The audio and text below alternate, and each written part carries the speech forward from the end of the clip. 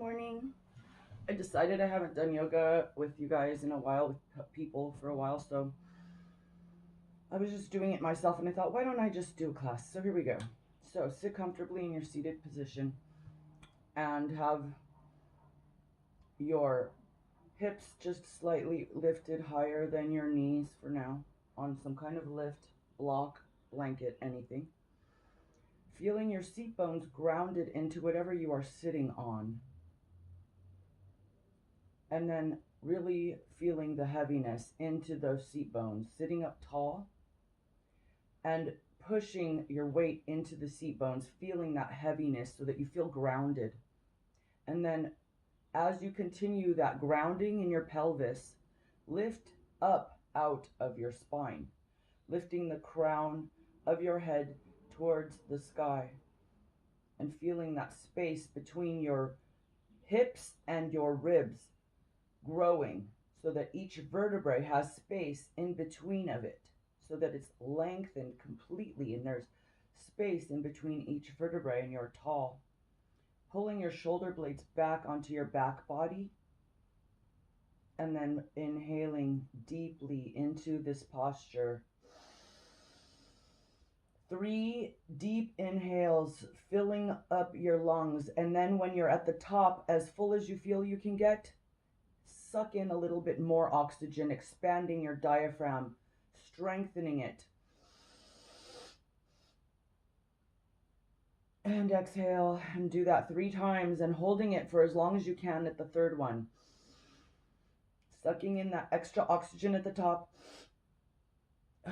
And then now the third one, you're going to hold it for a little bit, okay? So inhale all the way and a little more. Suck in. Inhale as deep as you can and hold it.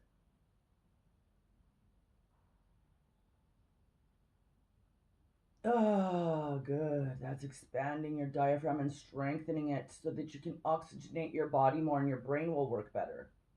So now we're going to do 3 ohms, bringing your palms together and pulling them into your chest so that your thumbs are lifting your chest. And take a deep inhalation.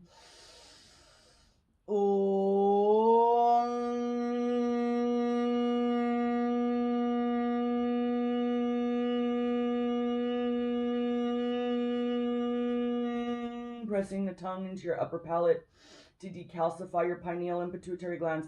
Take a deeper inhalation and do this again.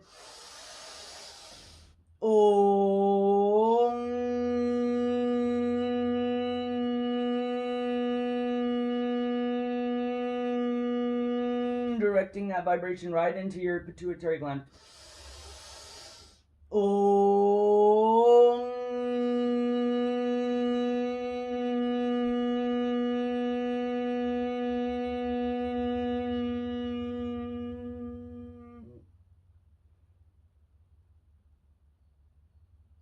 Slowly placing the backs of your hands onto the top of your thighs, keeping your chest lifted.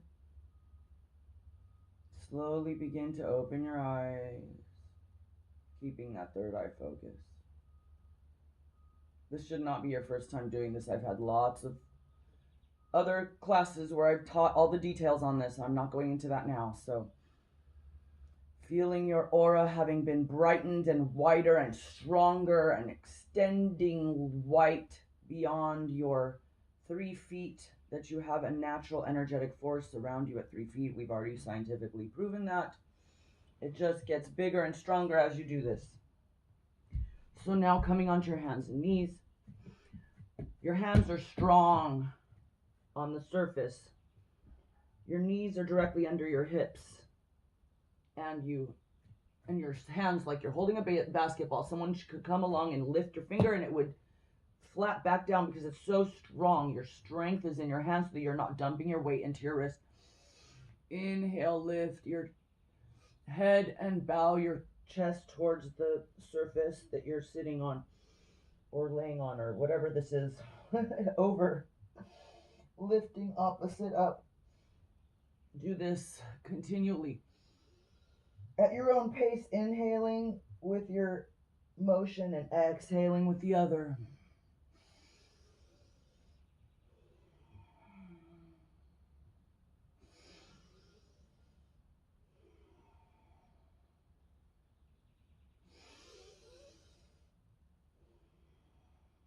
Good. Now you're going to do a gentle side twist. So you're going to thread your right hand under your left, pressing your head into the floor to get that neck twist, twisting your head gently, twisting your torso gently, feeling that gentle twist. As you inhale, feeling that twist, deepen it a little more, almost as if you're looking up at the ceiling. Inhale and exhale as you come out, using that hand that's pressing to lift yourself up and out. Pressing your right hand down, strong in that right hand, threading the opposite through, pressing that head again to get that gentle twist in your spine to warm up. Looking up at the ceiling. Inhaling again to look up at the ceiling again, getting a little bit deeper. And as you exhale, using that left hand to lift yourself back up. And pressing it back into a child's pose.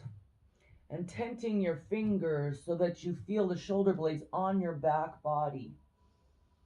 And with those shoulder blades lifted on your back body, gently warming them up, place your forehead on the floor. Continuing that tent of your fingers. I get a little neck adjustment here. I don't know if you do, but it feels good. And now coming back forward out of this.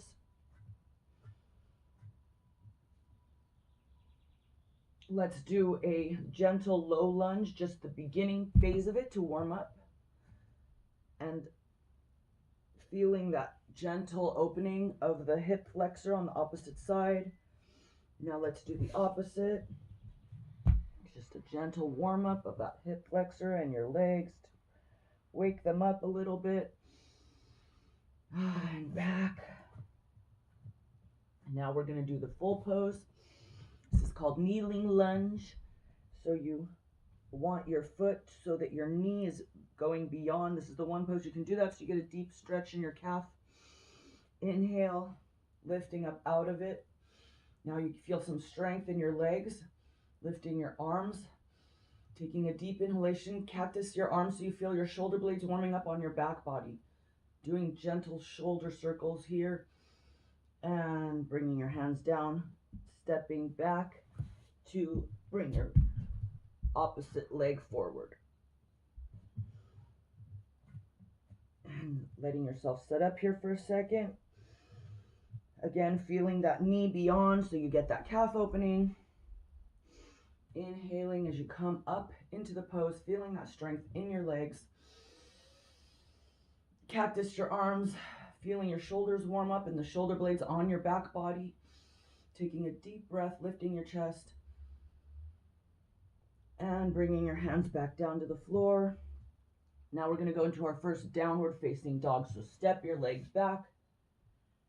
And keep your knees slightly bent as you press your strong hands into the floor, feeling your shoulder blades engage on your back body as you lift your pelvis up. Not straightening your legs quite yet, just letting your arms strengthen, feeling those shoulder blades on your back body, the strong part of your back, really engaging here. And now lengthen your legs to where you can try to straighten them. As you continue to lift your pelvis up towards the ceiling and lengthen your feet down to the floor so you feel this like you're a triangle. So your hands are pressing into the floor as your pelvis is lifting and your feet are pressing into the floor. So you're lengthening your calves here and just gently feeling your body lengthen in this pose. And step forward. For a gentle forward fold. If you need your blocks here, please use them to lift yourself off so that you're not hurting your lower back. If you're rounding your back, don't round your back. Just lift the floor to you so you don't have to round your back. Wherever you are is fine. Just feel that you are engaging your quads, so you're lifting your thighs and you're using your leg muscles. You're strong in your legs, because that's what supports you here. Hypermobile people do not engage most of the time when they're doing this pose, and they're doing it wrong. So you want to have really strong thighs in this pose. And now lift up out of this pose to stand. I just step back so you can see me. You don't have to do that. Take a deep inhalation and lower your arms down to your side body. And once again, lifting your arms up. This pose alone, just lifting your arms up and down, is really good for your shoulders. A gentle warm up. Let's do that a couple times. I call it snow angels. Okay, now when your arms are down, forward fold once again. Engaging your legs so that you're really strong in your thighs. And doing a half forward fold, a half Ardha Uttanasana. And so that you're lengthening your spine out of your pelvis here. As you inhale, if you want to go deeper, you can. If you don't, if your back doesn't want you to, then don't. And now press your palms into the floor and step back into a downward facing dog again. Now we're going to come over our arms, our hands, so that our shoulders are right over our hands. Taking a deep inhalation and bringing yourself down to the floor gently. Lifting up out of the pelvis again into a gentle back bend here. Lifting your chest forward, pulling your chest through your arms to get that back bend. Lifting your head, pulling it back with the back of your head going towards the wall behind you. And now lengthen your arms out in front of you as you lift your chest up off of the floor. Now bring your hands next to your chest and lift them, getting that gentle, engaged back bend here. Lift your feet and lift your thighs off the floor. So just get a gentle Shalabhasana here and breathe. Lengthen the back of your neck so that you're not looking out, but you're looking more down. Take a deep inhalation. Place your palms and lift yourself back up onto your hands and knees. Now feel the shoulder blades on your back body and do a gentle cat-cow. Now let's come into a seated kneeling pose. Close your eyes. Bring your palms to your chest. Take a deep inhalation and we're going to do another Om. Om.